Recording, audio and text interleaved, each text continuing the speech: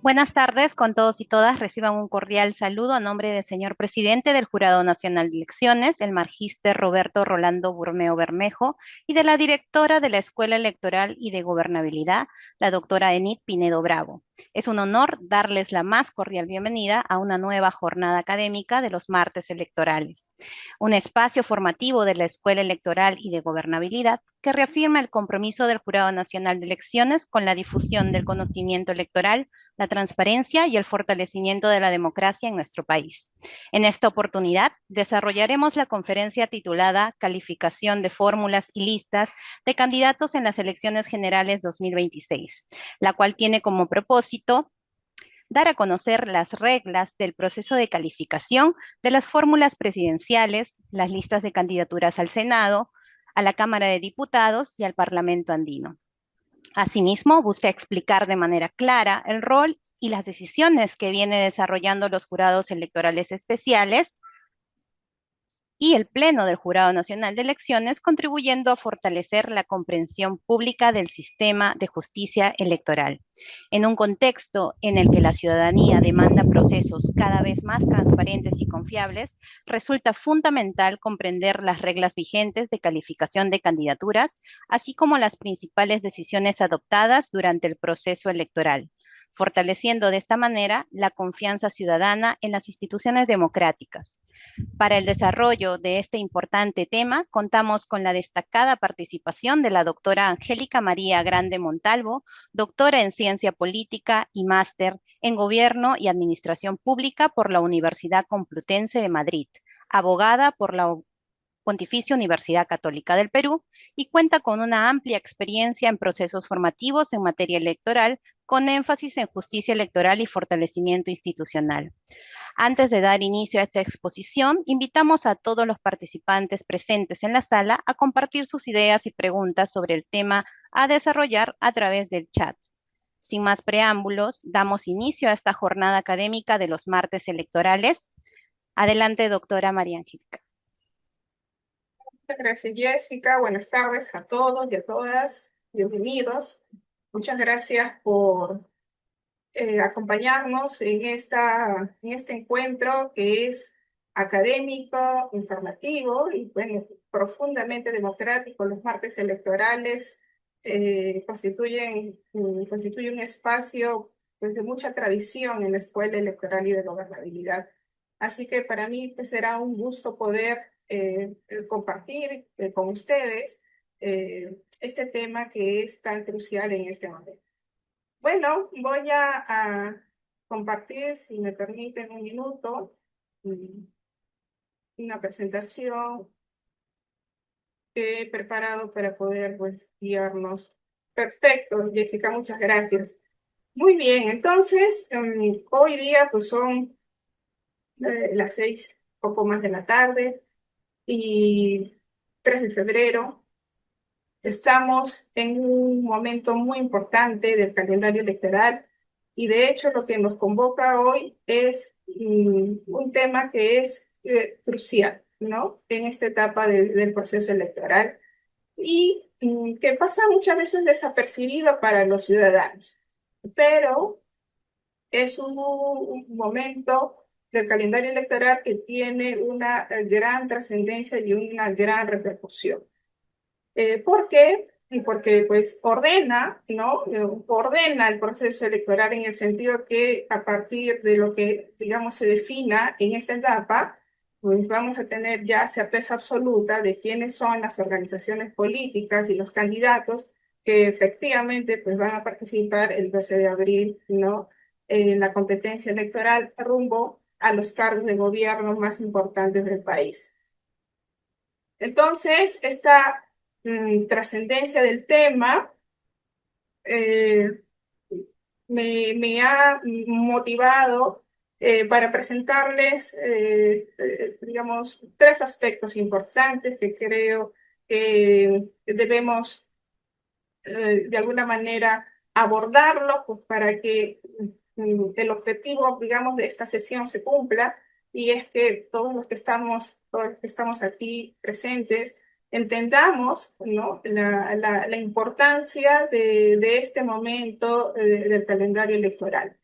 y pues valoremos, ¿no? Desde esta perspectiva, digamos, ciudadana, eh, cómo, digamos, está diseñado el proceso electoral, cómo avanza, con qué garantías, y todo eso, y reflexionar todo eso a propósito de este tema concreto que es la calificación de la solicitud de inscripción, considero que es muy relevante, ¿no? Fortalece nuestro entusiasmo, fortalece nuestra confianza, sobre todo en un contexto en el que actualmente vivimos. Creo que mirar con calma, con atención, este momento específico del proceso electoral y ver cómo se desenvuelve, creo que va a ser muy importante. Entonces, por eso he elegido tres temas, ¿no? El primero, pues, hablar sobre las definiciones y las reglas aplicables a la calificación de la solicitud de inscripción. Hablar también sobre el rol de los jurados electorales especiales y del Jurado Nacional de Elecciones, específicamente del Pleno del Jurado Nacional de Elecciones, y contarles un poco cómo al momento de desarrollar y preparar este tema, me adentré en las principales decisiones jurisdiccionales, ¿no? Se están emitiendo en este momento. Y una gran sorpresa, y ahora se los comentaré. Eh, Creo que antes de empezar, vamos a tomarnos un ratito para alegrarnos y de verdad celebrar que ya hemos transitado ciertos momentos importantes del proceso electoral, que va discurriendo, pues fíjense, a lo largo de varios meses, y es que los procesos electorales, digamos, hemos avanzado en ese aspecto, ¿no? O sea, tienen una lógica, tienen un diseño y que cada vez son más, digamos, sofisticados en el sentido de que se organizan, se preparan, ¿no? Y pues el cronograma electoral es de alguna manera la hoja de ruta y hemos pasado ya las elecciones primarias, que tal vez es lo más reciente que viene a nuestra memoria, ¿no? El 23 de diciembre que pasó, fue un momento importante también porque fue la fecha límite para que las organizaciones políticas presenten sus solicitudes de inscripción, ¿no? A las elecciones. Eh, y justamente, ¿no? A partir de allí viene con fuerza esta etapa del calendario electoral que ya, digamos, implica la tramitación de las solicitudes de inscripción.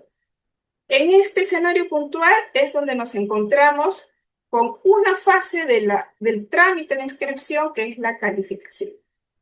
Y por cierto, también es bueno ir mirando lo que viene. El 11 de febrero es una fecha muy importante porque es una fecha límite para que las listas, las fórmulas y listas de candidatos sean admitidas, y miren esa palabrita, admitidas, y el 14 de marzo que viene también es un momento importante en el cronograma electoral porque es una fecha límite para que las listas estén inscritas. Entonces, solamente en esta parte del proceso electoral, fíjese cuántos términos importantes que a veces los ciudadanos no conocen y que hoy día vamos a intentar aclarar. Calificación, admisión, inscripción. A algunos les puede sonar que casi es lo mismo, admisión e inscripción. Y pero bueno, vamos a ver cómo estos términos responden a una lógica de trabajo muy importante que, digamos, representa el diseño, el esfuerzo de muchos profesionales, de muchos actores por organizar el proceso electoral, ¿no? Como con una lógica que, les repito, responde a toda nuestra experiencia política electoral de décadas. Esto que tenemos ahora, de verdad, hay que entenderlo, hay que valorarlo porque es el resultado de una larguísima experiencia política de todos los peruanos, política electoral, de aprender a hacer los procesos electorales.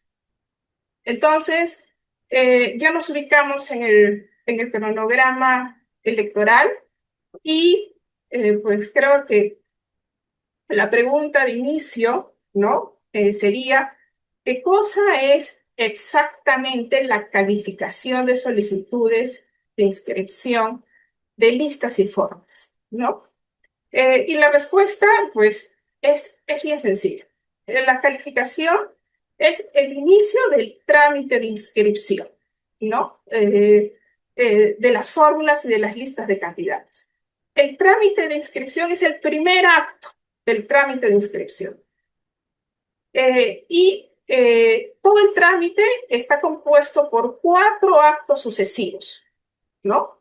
El primero, la calificación, que es justamente el tema que nos convoca, es la revisión de la solicitud, ¿no? El jurado electoral, los jurados electorales especiales, pues están cumpliendo aún, ¿no? Una función, digamos, gravitante en esta etapa.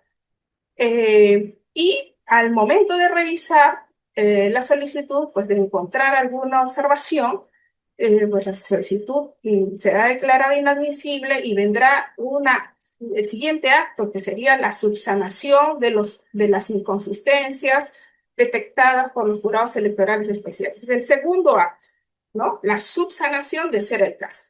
Porque puede ser que de la calificación de este primer acto, todo ok, pero si hay alguna cuestión que corregir y subsanar, pues viene este segundo acto, ¿no? Eh, Aquí ha habido a ver, se me ve un ratito, se movieron un segundito. Acá tenemos eh, un movimiento indebido de cuadritos, pero en la tercera etapa sería la admisión, ¿no? A trámite, ¿no? Una vez subsanada o si no hubiera, pues, cosas que corregir, la admisión a trámite es la tercera etapa.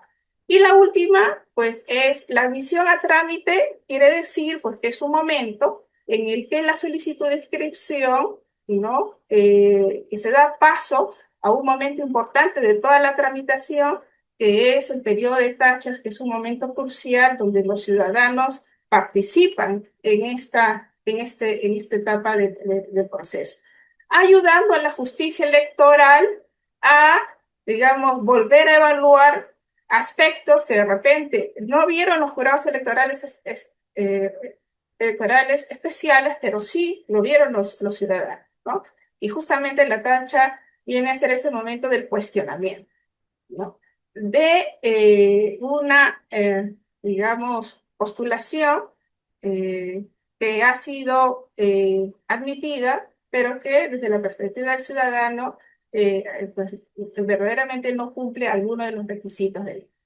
Y la última sería la inscripción final, ¿no? Eh, y ya la habilitación para que las organizaciones políticas puedan, pues, entrar de lleno en la competencia electoral. Muy bien. Entonces, la, a- la calificación eh, es el primer acto de la tramitación de las solicitudes de inscripción a cargo de los jurados electorales especiales, ¿no?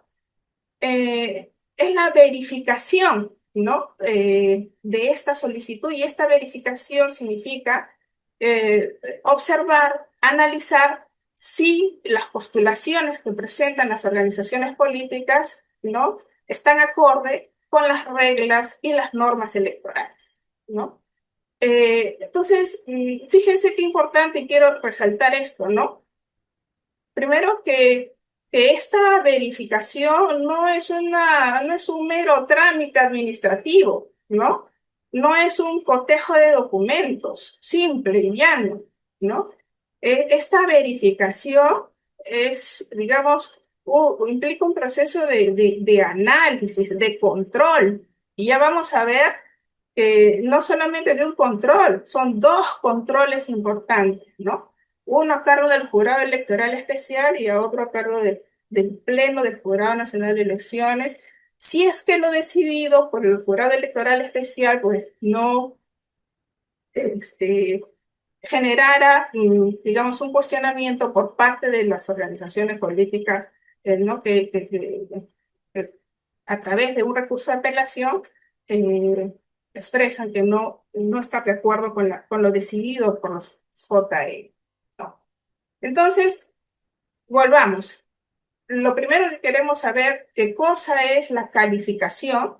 Hemos dicho que es el primer acto de la tramitación de las solicitudes de inscripción. El primer acto de los cuatro. Eh, que la calificación es una verificación que implica un análisis, ¿no?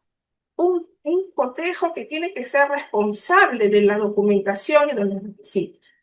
Es contrastar lo que presenta la organización política, ¿no? Con lo que dicen las normas electorales, el reglamento, ¿no? La Constitución. Entonces, por eso, digamos, por eso está a cargo de la justicia electoral, porque, digamos, porque el acto de verificar la solicitud de inscripción exige el conocimiento de las normas, ¿no? Eh, entonces, no es un acto de mero trámite, ¿no? También de esta definición que aquí les propongo, quiero rescatar que la calificación implica una revisión integral, ¿no?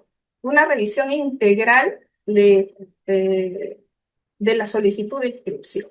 Es decir, los jurados electorales especiales no, digamos, no realizan un análisis desintegrado de los documentos, de los requisitos, ¿no? El análisis integral significa que los jurados electorales especiales analizan, ¿no? La postulación de todos los documentos, o sea, hacen un análisis completo, ¿no? De lo que están aportando las organizaciones políticas. Y también de esta definición de la calificación, quiero subrayar un cuarto elemento, que es que se trata de una labor de naturaleza jurisdiccional, ¿no? Entonces, el jurisdiccional justamente por lo que implica la calificación, este contraste de lo que aporta la organización política con lo que piden las normas, ¿no? Entonces, por tanto, la calificación no es no se trata de una verificación, es un acto jurisdiccional, ¿no? Es una labor, es una verificación, un cotejo, ¿no? De naturaleza jurídica y no política, ¿no? Eso, eso es crucial. Esta idea esto que les comento nos permite entender por qué. ¿Por qué esta parte del proceso electoral está a cargo de la justicia electoral? ¿Por qué no está a cargo de cualquier entidad digamos, de la administración pública? ¿No? ¿Por qué esta naturaleza jurisdiccional? Justamente por este carácter, ¿no? Por esto que implica, ¿no? La calificación. Este análisis jurídico, este contraste jurídico, ¿no? Que vamos a ver, pues no es una actividad así tan sencilla. Sin embargo, ¿no? Eh, digamos aquí es una, creo, buena oportunidad para reflexionar juntos sobre algo que me parece muy importante. Y es que la justicia electoral en nuestro país tiene un componente ciudadano que está presente, ¿no? En la conformación tanto de los jurados electorales especiales como del Pleno del Jurado Nacional de Elecciones. Y fíjense que los 60 jurados electorales especiales que tenemos actualmente, pues digamos, están integrados. Uno de sus integrantes es un ciudadano que ha sido elegido por sorteo, ¿no? Y que, por cierto, de pronto cualquiera de ustedes en algún momento puede ser también un miembro, ¿no? De los jurados electorales especiales, ¿no? Y desenvolverse como juez electoral, que finalmente es el rol que cumple, ¿no? Entonces, recapitulando, para responder a esta primera pregunta, ¿qué es la calificación? ¿No? Es el primer acto de la tramitación de las solicitudes de inscripción de listas y fórmulas de candidatos que se han presentado para estas elecciones y en general es el primer acto de la tramitación de las solicitudes de inscripción en cualquier tipo de elección. Lo realiza el JE, los jurados electorales especiales tienen un rol protagónico.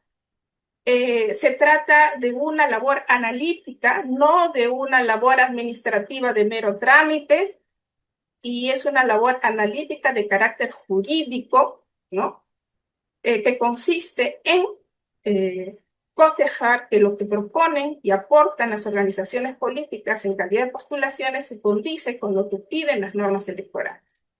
Y por eso es una labor de naturaleza jurisdiccional, ¿no? Entonces cerramos esta etapa pues con una pregunta, ¿no? Que se las planteo. Si ustedes se imaginan, ¿no? Una elección sin este filtro, ¿se imaginan una elección sin estos filtros? Allí, pues nada, les dejo la pregunta para que puedan ir reflexionándola en estos minutos y tal vez al final de la conferencia, pues les pediré también compartir, ¿no? Sus reflexiones y tal vez, ¿por qué no?, una respuesta a esta pregunta. Bien. En esta primera parte ya respondimos a la pregunta de qué es la calificación y vamos a ahondar un poquito más en quién realiza la calificación de las solicitudes de inscripción, ¿no? Entonces, aquí, nuevamente, recordar que en estas elecciones generales 2026 tenemos 60 jurados electorales especiales desplegados a lo largo de todo el país. ¿Para qué? Para que la justicia electoral esté más cercana a la ciudadanía, ¿no? Y pues para cubrir pues, las necesidades digamos, que tienen las organizaciones políticas y la propia ciudadanía y los electores en toda esta parte del proceso electoral. 60 jurados electorales desplegados en todo el territorio nacional, cumpliendo un rol fundamental, ¿no? Y en esta etapa, pues, este tema que estamos desarrollando. Recordemos que los jurados electorales especiales son órganos electorales creados con ocasión de cada proceso electoral, ¿no? Y se instalan en las circunscripciones administrativas y de justicia electoral que define el Pleno del Jurado Nacional de Elecciones, ¿no? Entonces, digamos, la justicia electoral en nuestro país a veces todavía percibo tiene que ser más comprendida y entendida por los ciudadanos, ¿no? Y es bien curioso que a veces la ciudadanía, sobre todo, digamos, traiga a la mente, a la memoria más rápido la justicia ordinaria que preside la Corte Suprema o la justicia constitucional que preside el Tribunal Constitucional y se olvida que la justicia electoral es un sistema de justicia especializado previsto en nuestra Constitución y que la preside el Pleno del Jurado Nacional de Elecciones y que pues también se rige por el principio de doble instancia, siendo la primera los jurados electorales especiales, y el Pleno del Jurado Nacional de Elecciones se desenvuelve como segunda y definitiva instancia de revisión de las decisiones que emiten los jurados electorales especiales.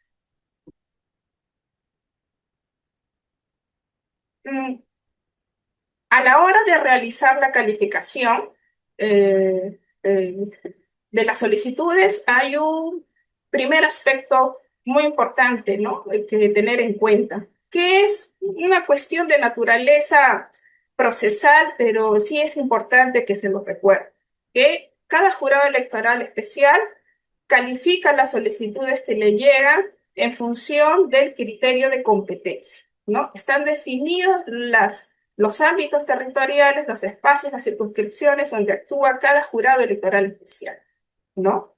Y no solamente por una cuestión, digamos, territorial, sino que, por ejemplo, para estas elecciones concretas, digamos, donde tenemos que elegir al presidente y al vicepresidente de la República, a la Cámara de Senadores, a la Cámara de Diputados y a los representantes al Parlamento andino, pues tenemos que un jurado electoral especial concentra la calificación, por ejemplo, de las fórmulas, ¿no? La fórmula, que es el nombre técnico con el que llamamos a la lista de candidatos a presidente, al cargo de presidente y vicepresidentes de la República, ¿no?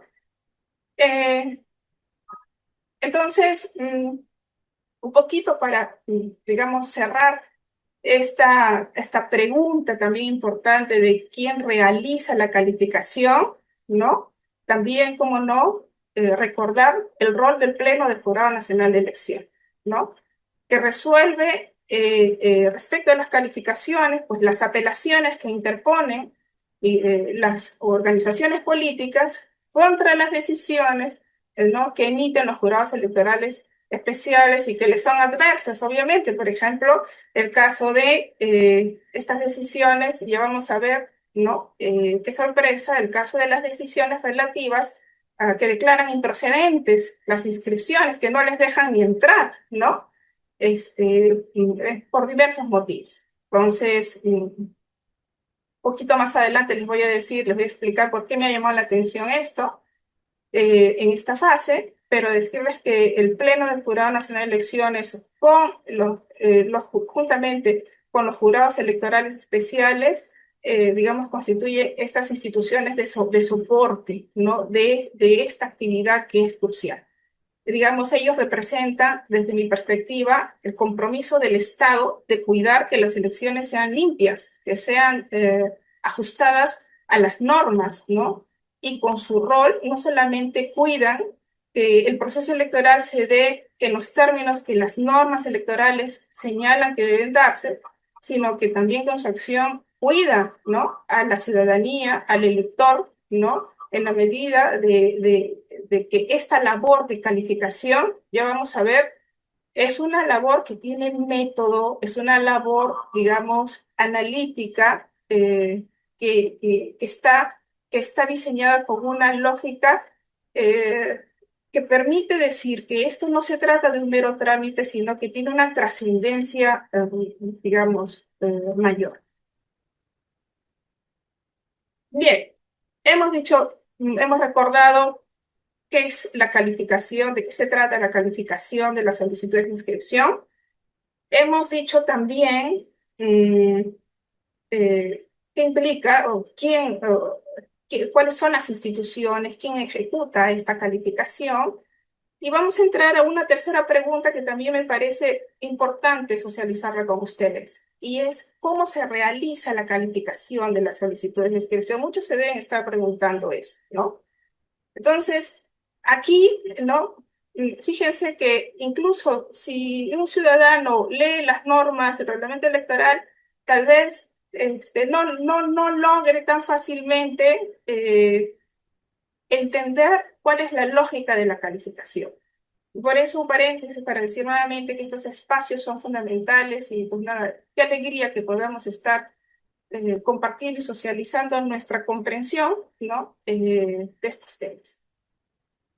¿Cómo se hace? ¿Cómo se realiza la calificación de las solicitudes de inscripción? Aquí, ¿no? La idea que quiero que se lleven es que la lógica de calificación, que hay una lógica de la calificación, y que la lógica de la calificación, ¿no? Implica dos momentos, ¿no? De actuación.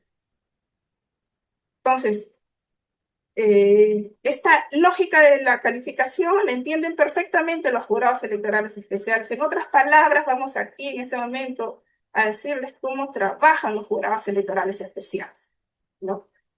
Cuando están frente a una solicitud de inscripción, ¿no? Ellos aplican esta lógica, que en una primera fase se tiene que verificar, porque acuérdense que hemos dicho que la calificación es la verificación, un acto de verificación. En una primera fase hacen una verificación conjunta de los requisitos, de las fórmulas y de las listas. Es una verificación como un todo. ¿no? Y en una segunda fase, ¿no? Realizan ya la verificación individual de los requisitos de cada candidato. Siempre se dice que las organizaciones políticas, que son justamente sus candidatos y sus listas, son las que son materia en este momento de observación por parte de los jurados electorales, dice que los jurados electorales, las organizaciones políticas, son los vehículos que canalizan, digamos, las inquietudes, las demandas ciudadanas de las diversas partes del territorio nacional, las articulan, las recogen, las presentan y las llevan a la arena política, ¿no? Y pues nada, si son estas organizaciones políticas, además representantes políticos, ¿no? Mm, pues con posibilidad de decisión, pues, se expresa esta figura con la que se suele, digamos, de alguna manera describir el rol de las organizaciones políticas, pues es muy lógico, ¿no? ¿Y por qué por qué traje esta comparación? Para decirles que en esta primera fase de la calificación es como si los jurados electorales especiales analizaran el vehículo, la estructura del vehículo. Si tiene pues todas las condiciones para marchar, si tiene un buen motor, no sé, si tiene las revisiones, etcétera. Todo lo que implica, digamos, en términos vehiculares, digamos, aplico la misma lógica para decirles que la verificación conjunta de los requisitos de fórmulas implica verificar que las organizaciones políticas, que las listas, ¿no? O fórmulas de las organizaciones políticas cumplan unos requisitos estructurales que definen, ¿no? La contundencia de la lista como un todo. Y esta verificación, esta primera fase, se aplica tanto para la calificación de la fórmula presidencial, de la lista de senadores, de la lista de diputados y de la lista de representantes al Parlamento andino. Superada esta fase, ¿no? Si todo ok con estos elementos estructurales, ¿no? Y ya vamos a ver un poquito más adelante cuáles son, entonces recién tiene sentido pasar a la segunda fase de la calificación, que es ahora sí la verificación individual, ¿no? Uno a uno de cada uno de los candidatos, igualmente ver si en cada uno de ellos se cumple o no los requisitos que manda la ley, ¿no? Entonces, esto tiene lógica, esta lógica me parece importante. Y creo que es importante que lo sepamos, ¿no? Y que valoremos, ¿no? Cómo esta parte este momento del calendario electoral, ¿no? Donde se están tramitando las solicitudes de inscripción de todas las 36 organizaciones políticas que están postulando, ¿no? Eh, implica desde el jurado electoral especial, ¿no? Esta forma, este tipo de análisis, este trabajo, ¿no? Y que no es un trabajo menor, ¿no? Eh, Dentro de un momento también voy a pedirles que me acompañen en dimensionar el desafío que significa, ¿no? Corroborar para todas las fórmulas, para todas las listas, de senadores, de diputados y de representantes al Parlamento andino, lo que implica esta labor de los jurados electorales especiales. Entonces, a la pregunta, ¿cómo se realiza la calificación de las solicitudes de inscripción? La respuesta es que se realiza en dos fases, que responden a una lógica muy importante, donde en la primera se cuida, ¿no? Que las listas y las fórmulas cumplan elementos estructurales que hagan idónea la participación de la organización política. Y solo si pasan esa primera fase, tiene sentido pasar a la segunda, que es ya la verificación de las personas, uno a uno. Muy bien. Entonces, ¿cómo funciona esto? Pues eso, ¿no? Lo que les adelanté. Esta lógica se aplica tanto para la fórmula presidencial como para la lista de senadores, la lista de diputados, y para los representantes al Parlamento andino, ¿no? Estos requisitos estructurales en cuanto a la fórmula, pues son elecciones, haber cumplido ¿no? el- lo debido respecto de las elecciones eh, primarias, es decir, esta fórmula que es, pues, está integrada por el candidato a presidente, vicepresidente y dos vicepresidentes, tiene que haber derivado de las elecciones primarias y de unas elecciones primarias correctamente llevadas a cabo, ¿no? Eh, Tiene que cumplir las reglas de la paridad, ¿no? Las reglas de alternancia, tiene que cumplir con la presentación de ciertos documentos que son obligatorios, ¿no? El plan de gobierno es clave en la fórmula presidencial, ¿no? Y entonces, en esta primera revisión de los requisitos como un todo, ¿no? Hay algunos aspectos que pues, no se pueden subsanar, que no darán lugar, no darán pase a ese segundo momento de la tramitación que les anuncié antes, que es la subsanación en caso de error. Hay cosas que no, ¿no? Por ejemplo, presentar una fórmula incompleta, ¿no? O el incumplimiento de la paridad de género, o el incumplimiento de las reglas, ¿no? Relativas a las elecciones primarias. Eh, Y la misma lógica, digamos, en cuanto al análisis, a la primera fase de análisis para la lista de la lista a la Cámara de Senadores. La primera fase nuevamente para la lista de senadores es una revisión integral de elementos estructurales, ¿no? Que definen, digamos, la contundencia y la viabilidad de la lista como un todo. También que las listas estén completas, que hayan cumplido las reglas relativas a las elecciones primarias, ¿no? La paridad, la alternancia, digamos, como elementos claves. Eh, Disculpar el otro lado.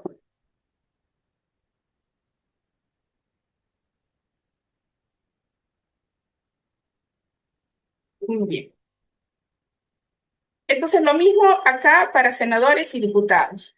Ahora, una vez, digamos, que se han cumplido, que se ha verificado que esta primera fase, ¿no? Pues que pasaron, ¿no? Que se cumplieron con todos los requisitos relativos a las listas y a las fórmulas como un conjunto, como todo. Ahora sí, ¿no? Viene la segunda fase que es la verificación en relación, ¿no? A cada candidato. Y, eh, y esta, digamos, segunda fase de la calificación, imagínense, ¿no? Implica para los jurados electorales especiales, ¿no? Evaluar respecto de cada candidato, ¿no? De las que postulan a los cargos, ¿no?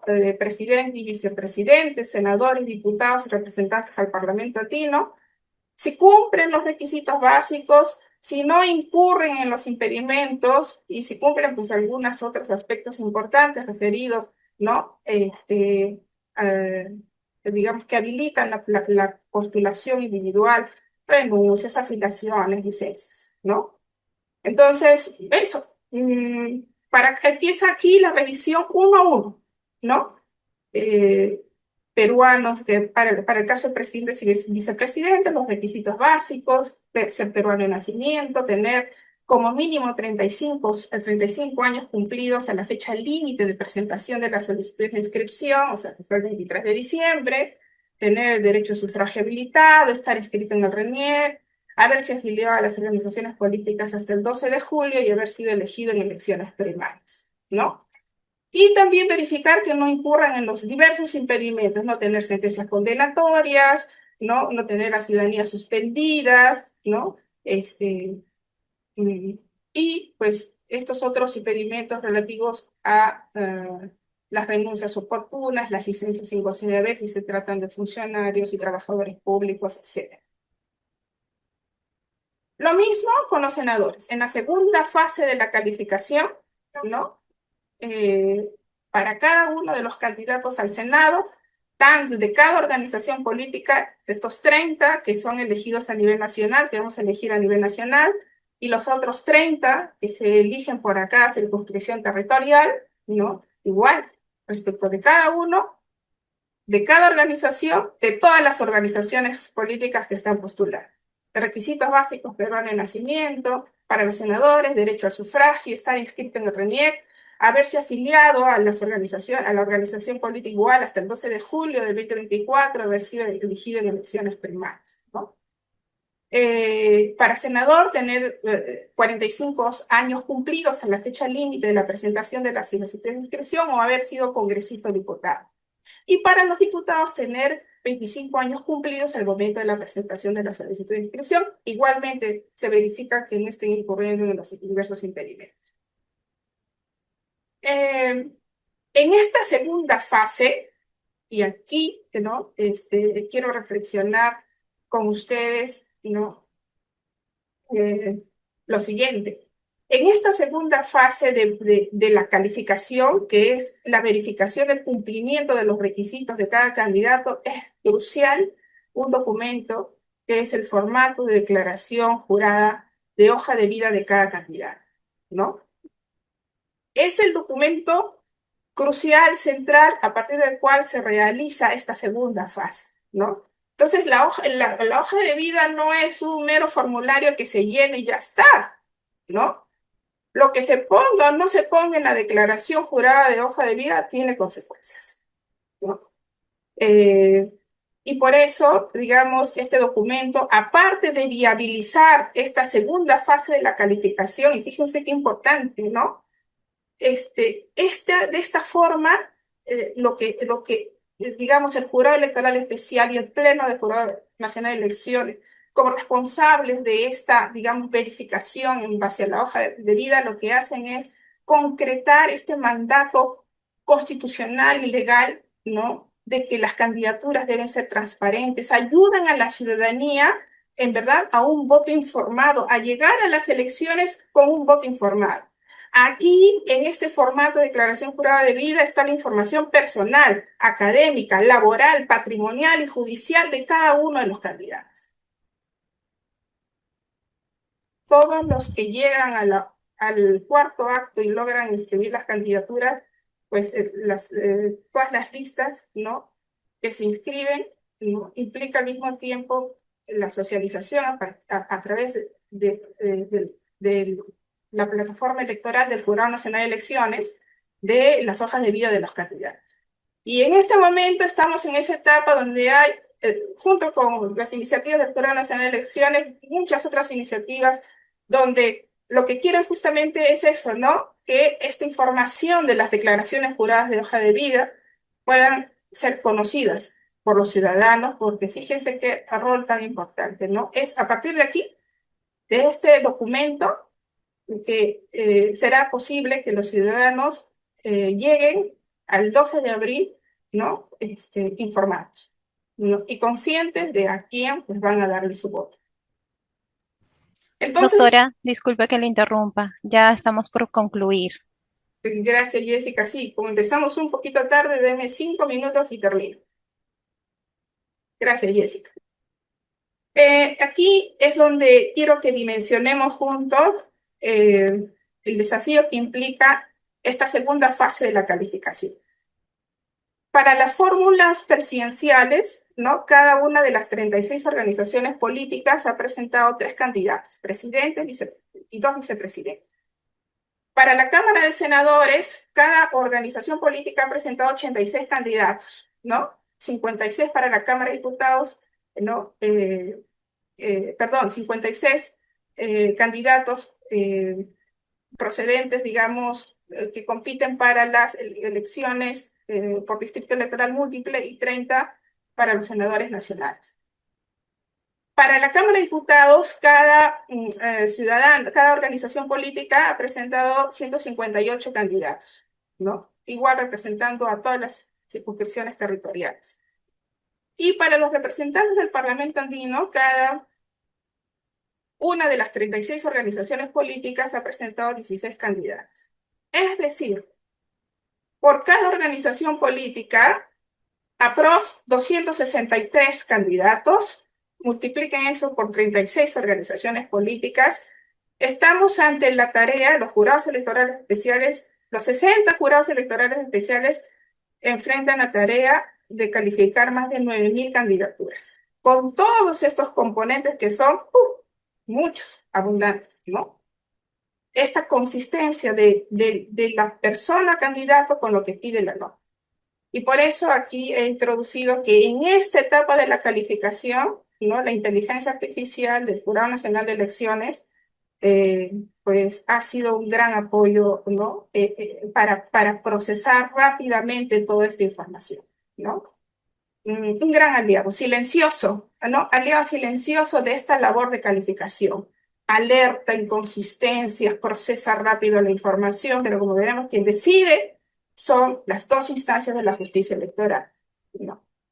Entonces, el diseño está organizado de esta manera y ya en esta segunda fase rápidamente decirles con ustedes, reflexionar con ustedes que esta labor de la justicia electoral, ¿no? Es crucial y debemos alegrarnos de verdad de haber construido fruto de décadas de experiencia electoral lo que tenemos ahora. Un sistema de justicia electoral que hace labor jurídica, que hace una calificación jurídica, porque no solo porque contrasta los requisitos, ¿no? Las postulaciones concretas con lo que piden las normas, sino que también va, digamos, tomando decisiones jurídicas a lo largo de esta fase.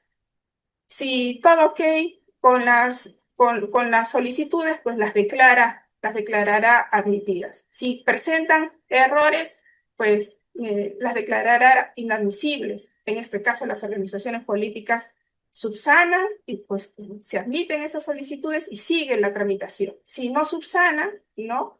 Se les declarará improcedente y las organizaciones tienen ahí la opción de apelar y allí, ¿no? Cobra relevancia, ¿no? El rol del Pleno del Jurado Nacional de Elecciones. Y así, pues, digamos, son dos instancias de la justicia electoral que se complementan mutuamente, ¿no? Y que van cuidando y garantizando con sus decisiones, ¿no? Que entren a la competencia electoral listas idóneas, fórmulas idóneas y candidatos idóneos, ¿no? Y finalmente, decirles que a la hora de preparar esta exposición para ustedes, ¿no? Quise saber cuáles eran las principales decisiones que estaba tomando el Pleno del Jurado Nacional de Elecciones, cuáles estaban subiendo en revisión y la información más rápida y disponible, pues obviamente la encontré en el Boletín de Normas Legales del Diario Oficial El Peruano, donde se están publicando todas las decisiones que emite el Pleno del Jurado Nacional de Elecciones, ¿no? Y encontré que entre diciembre y enero, hasta el 30 de enero, ¿no? 89 resoluciones referidas exactamente a este tema que estamos abordando, ¿no? La calificación de las solicitudes de inscripción. 47 referidas a lista de diputados, ¿no? Y 41 a la lista de senadores. O sea, pues, obviamente, digamos, la dimensión congresal es la que más, digamos, está centrando la atención, digamos, la revisión del Jurado Nacional de Elecciones. Han subido apelaciones, 89 apelaciones, y solo una respecto a un caso de, de una fórmula presidencial. Y muy bien, 89 resoluciones. ¿Y de qué tratan estas 89 resoluciones? ¿Qué están resolviendo en esta parte? ¿No? Y entonces, ¿no? Allí vi que estas 89 decisiones, ¿no? La mayoría de estas 89, 43 resoluciones del Pleno del Jurado Nacional de Elecciones están referidas a resolver apelaciones contra decisiones de los jurados electorales especiales que declararon, ¿no? Extemporáneas las solicitudes de inscripción. Presentación extemporánea, 43 casos. En segundo lugar, 10 casos referidos a licencias sin goce de haber, 9 casos de subsanaciones extemporáneas y 7 casos de democracia interna. O sea que de los 89, ¿no? Me llamó la atención que casi la mitad estaban referidas a las presentaciones extemporáneas. Entonces seguí avanzando un poco más y decidí generar una pequeña base de datos, ¿no? Y encontrar, digamos, un poco más de información respecto de estas 23 resoluciones del Pleno del Jurado Nacional de Elecciones. Y encontré que de esas 43, 40 decisiones, 40 resoluciones declaraban nulas las resoluciones de los jurados electorales especiales. Dos revocaban, es decir, la decisión, es decir, declaraban fundadas las apelaciones de las organizaciones políticas y en solo un caso confirmaban, es decir, declaraban infundada la apelación de la organización política, ¿no? Y di un paso más, ¿no? Se activó la curiosidad por saber por qué de los 43 casos relativos a presentaciones extemporáneas, 40 no habían sido declaradas nulas, o sea, el Pleno había declarado nulas las resoluciones de los jurados electorales especiales. Leí varias de ellas y encontré como constante, como una constante, algo que me llamó mucho la atención, ¿no? Y personalmente me parece muy positivo. Y es que el Pleno del Jurado Nacional de Elecciones, por ejemplo, para este punto, que es uno de los tantos temas de la calificación, ha, digamos, presentado una postura muy garantista respecto del derecho a la participación política, porque frente a decisiones de los jurados electorales especiales, que, digamos, verificaban así como externamente, digamos, solamente por la fecha en que se confirma la presentación de la solicitud, ¿no? A través del sistema de Declara Más, declararon improcedente porque vieron que era una pues, presentación fuera de plazo, ¿no? De manera constante. En estas resoluciones se advierte que el Jurado Nacional de Elecciones, que el Pleno del Jurado Nacional de Elecciones dice no puedes declarar la improcedencia si no verificas antes con un informe técnico de la Oficina General de Tecnología e Información del Jurado Nacional de Elecciones, que efectivamente no se dieron ni alguno de estos, de los tres requisitos que manda el reglamento para, digamos, esta fase de la presentación de la solicitud, ¿no? Que tenía como fecha límite el 23 de diciembre a las 23:59 y 59 segundos, y a salvo hasta el 24 al mediodía, siempre que pues, se hubiera acreditado ¿no? Que se activó, se inició ¿no? hasta las 23:59 del día anterior, que se permaneció ¿no? conectado, ¿no? Y así, o sea, el criterio es muy garantista, ¿no? O sea, verifiquen antes de excluir, ¿no? Antes de, perdón, no dar paso a una candidatura, verifiquen. Y pues esta fue, digamos, la respuesta que encontré. Y en fin, mucho que compartir con ustedes, básicamente, digamos, mm, al momento de preparar esta eh, presentación para ustedes, me doy cuenta, fíjense que cuántas veces debo haber leído, no sé, las disposiciones relativas a la calificación, pero cada vez que me aproximo a ella, y esta no ha sido con la excepción, encuentro y me sorprendo, ¿no? De todo lo que implica este diseño, esta forma en que nosotros los peruanos hemos organizado, ¿no? La realización de nuestras elecciones en cada uno de sus momentos. Para cerrar, finalmente, gracias Jessica por la paciencia.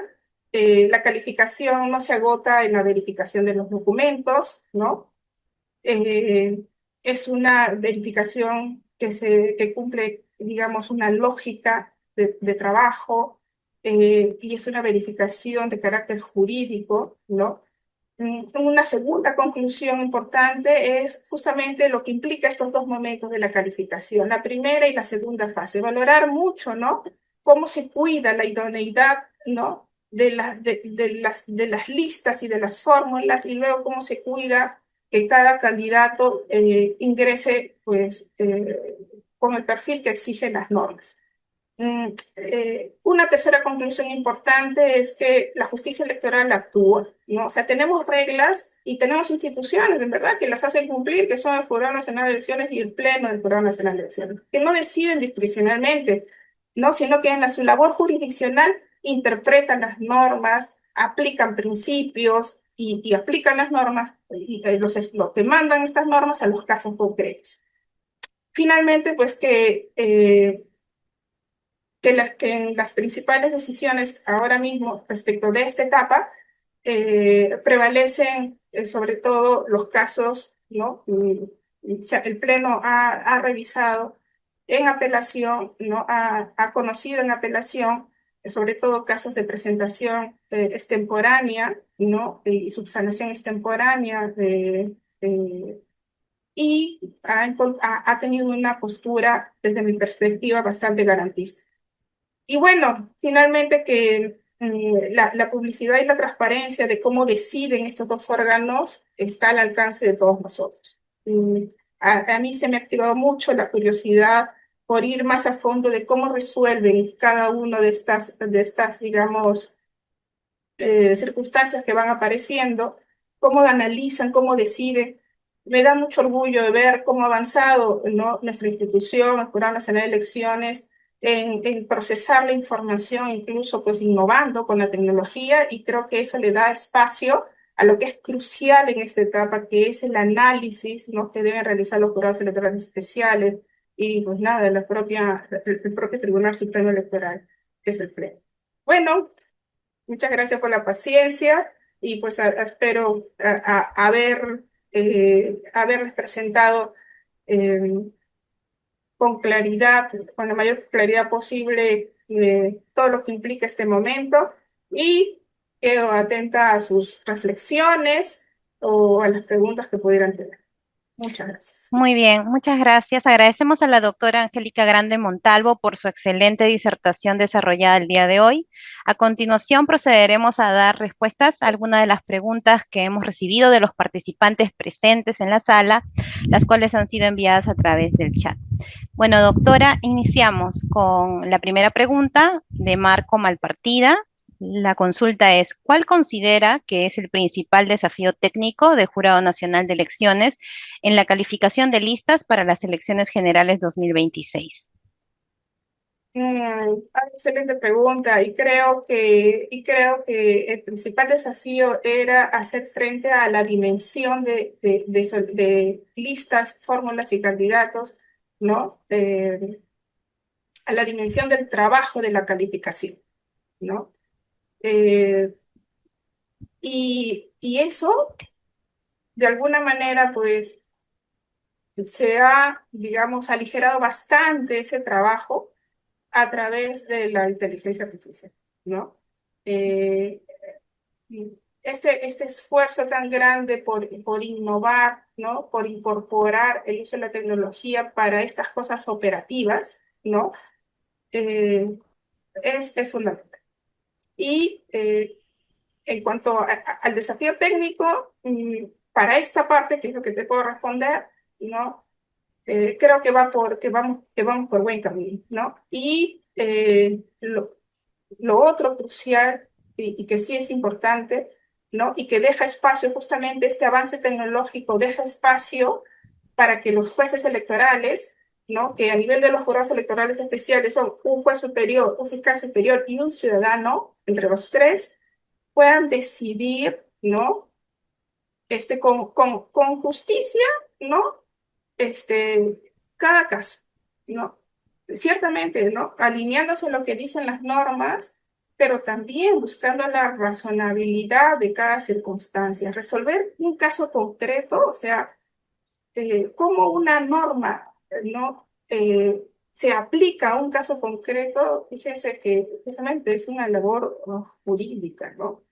Y la labor jurídica es una labor que exige dedicación, pensar, reflexionar, orden, ¿no? y creo que ahora, pues, las dos instancias de justicia electoral tienen tiempo para eso, y lo mismo, ¿no? En cuanto a la labor del Pleno del Jurado Nacional de Elecciones. Bien, doctora. Vamos con la siguiente pregunta de Álvaro Hernández. La consulta es, ¿qué pasa cuando una o un integrante de la lista de candidatos no cumple con los requisitos? ¿Se declara inadmisible a toda la lista o solo a ese candidato con opción de cambiar por otro si es que sí cumple los requisitos? Si estamos hablando, si tu pregunta va dirigida al candidato, ahora ya sabemos entonces que estamos en la segunda fase de la calificación. Que la primera, referida a la lista, pasó, todo ok, y por tanto estamos en la segunda fase donde los jurados electorales especiales analizan si cada candidato cumple. Entonces, digamos, respecto de estos requisitos, de estos análisis, si considera el jurado electoral que ese candidato no puede subsanar, entonces declarará inadmisible, ¿no?, esa solicitud respecto de ese candidato y eh, a la espera de que, pues, a través del personero legal se pueda subsanar la observación a fin de que continúe, ¿no?, con el trámite y pueda admitirse también esa candidatura completa. Bien, doctora. Y si no cumpliera con subsanar, se declararía improcedente al Exactamente. candidato. Si no cumple con subsanar, se considera improcedente esa candidatura específica, Ujú. lo cual El- no, digamos, tiene impacto en la lista, porque la lista al presentarse, digamos, se presentó de manera completa, ¿no? Es más bien el candidato que sale de juego. Bien, doctora, muchas gracias. Y vamos con la última consulta de David Arizaga.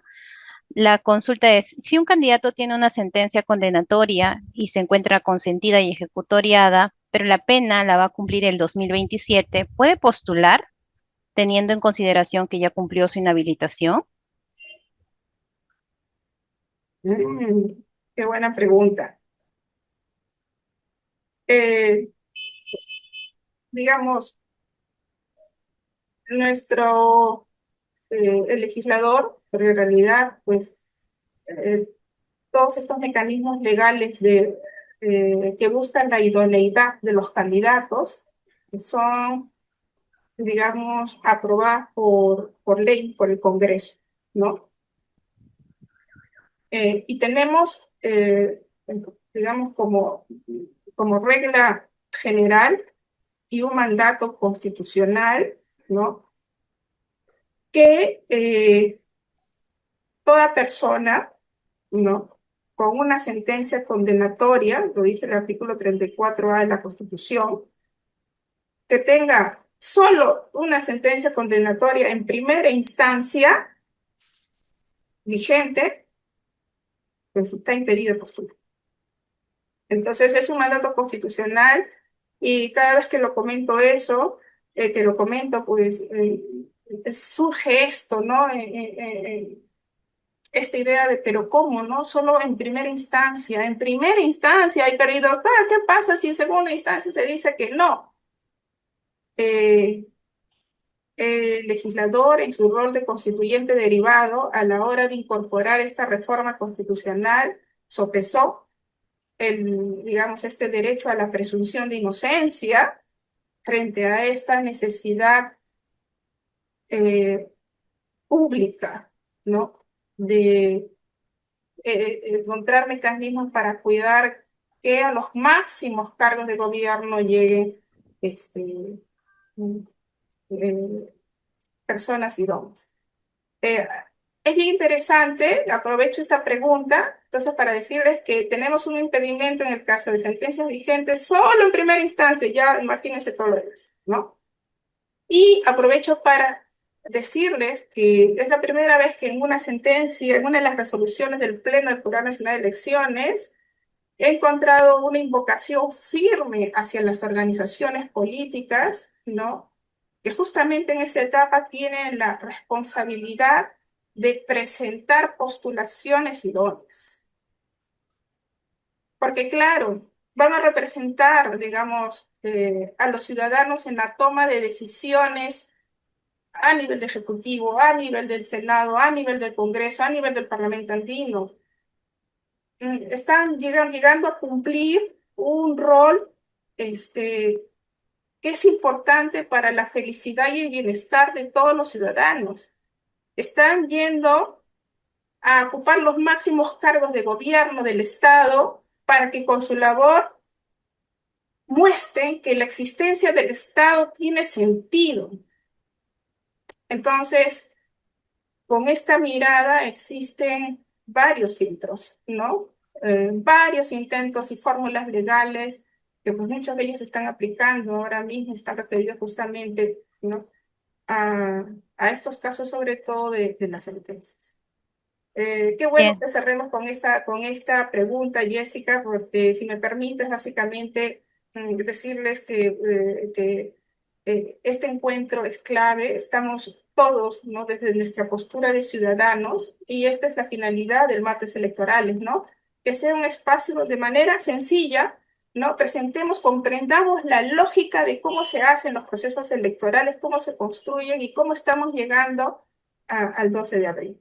Y nada, desearles a todos una feliz tarde y que pues nada, contagiarles un poco de este entusiasmo que se ha reactivado mucho. Por eso les agradezco al presentarles esta preparación, por seguir mirando con más detalle cómo funcionan nuestras instituciones. Tenemos reglas, tenemos instituciones que las hacen cumplir y pues nada, creo que también nos toca a todos los ciudadanos esa cuota de responsabilidad de informarnos, ¿no? Para poder con nuestra decisión hacer que lleguen a los cargos de gobierno los mejores representantes políticos que lleguen a cumplir el rol que les corresponde.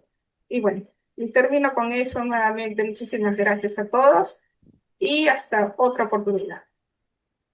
Muy bien, doctora. En nombre del Jurado Nacional de Elecciones y de la Escuela Electoral y de Gobernabilidad, expresamos nuestro sincero agradecimiento a todos y a todas los participantes por su presencia, interés y activa participación en la conferencia Calificación de fórmulas y listas de candidatos en las elecciones generales 2026. La información compartida durante esta jornada permite fortalecer la comprensión ciudadana sobre el proceso de calificación de las candidaturas, así como el rol de los jurados electorales especiales y del Jurado Nacional de Elecciones en la administración de la justicia electoral. Reiteramos nuestro reconocimiento a la doctora Angélica María Grande Montalvo por su valiosa exposición y por su permanente aporte al fortalecimiento de la formación electoral en nuestro país. Les extendemos una cordial invitación a todos a seguir participando en nuestras próximas conferencias y actividades académicas, las cuales estaremos difundiendo a través de nuestra página web y redes sociales del Jurado Nacional de Elecciones. Finalmente, les recordamos a los participantes que se emitirán constancias de participación siempre que hayan estado conectados al 100% durante todo el evento. Asimismo, les invitamos a completar la encuesta de satisfacción que se les abrirá al finalizar esta sesión. Les deseamos una excelente noche y muchas gracias por su participación.